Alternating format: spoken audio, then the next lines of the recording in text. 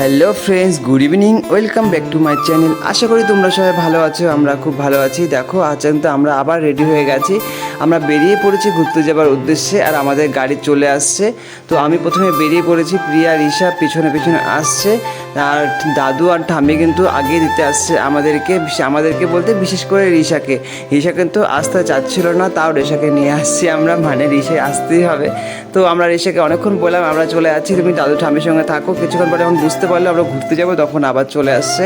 তো আমরা চলে আসি রেল স্টেশনে, কারণ আমরা ট্রেনে করেই যাব। তো কোথায় যাবো তোমাদের সঙ্গে সেটা পরে শেয়ার করবো, তোমরা সঙ্গে থাকো আর ভিডিওটা দেখতে থাকো। আমরা চলে আসি শিলিগুড়ি জংশন, সেখান থেকে আমাদের ট্রেন। তো আমরা এখানে যখন নামলাম তখন সব কিছু চেঞ্জ হয়ে গেছে, একটু অন্যরকম, আমরা ভালো করে দেখছিলাম।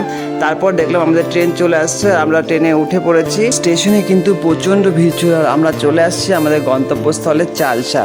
দেখো এখন কত অন্ধকার, দেখে মনে হচ্ছে অনেক রাত্রি হয়ে গেছে, কিন্তু মাত্র এখন 7টা বাজে। আমরা 7টার সময় পৌঁছে গেলাম, ট্রেন এখন থেকে ছেড়েছিল 5টা 15-তে।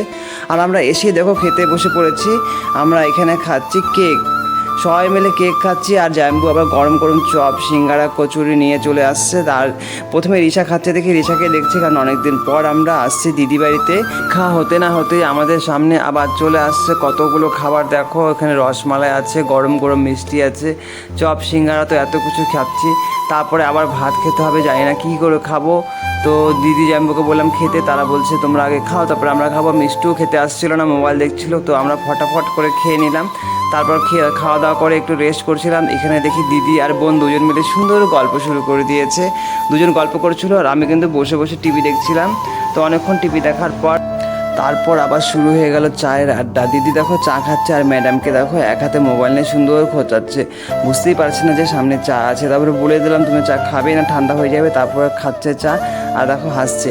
এখানে দেখো দিদি বোনকে নাচ দেখাচ্ছে, দিদি কিন্তু নাচ করতে পারে, নাচ শিখে। তো দিদি নাচ দেখাচ্ছে, বুনু দিদির পায়ে কিন্তু ঘুঙুর বাঁধা আছে। এখানে দেখো বুনু যে দাঁড়িয়ে আছে, বুনুর পায়ে ঘুঙুরে বাঁধা আছে, বুনু নাচার চেষ্টা করছে। এখানে এসে কিন্তু ঋষা প্রচণ্ড মজা করছে, প্রচণ্ড খুশি। তো আমরাও প্রচণ্ড খুশি ঋষাদেরকে দেখে।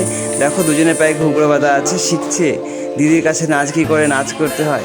তো অনেকক্ষণ ধরে আমরা তাদের সঙ্গে টাইম পাস করে নিলাম, ভালো লাগলো দেখে। ঈশা খুব মন খুলে নাচছে, কথা বলছে, হাসছে। তো এখানে আবার মাঝে মাঝে এসে প্রিয়ার সঙ্গে চা খেয়ে যাচ্ছে, চা খাচ্ছে না সরি, চায়ের সঙ্গে যে বিস্কিট ছিল বিস্কিট খাইয়ে দিচ্ছে, ও নিজে নিয়ে দৌড়ে আসছিলো। তারপর রাত্রে হয়ে গেছে, এখন খাবার টাইম। তো ঋষা প্রথমে খাওয়া দাওয়া করে নিচ্ছে, তারপর আমরা সবাই মিলে খেতে বসবো। ঋষাকে ঋষার মাম খাইয়ে দিচ্ছে, আর পাশে বসে আছে দিদিয়া দেখছে আর কথা বলছে, খেলছে, আর ঋষাকে জল খাইয়ে দিচ্ছে।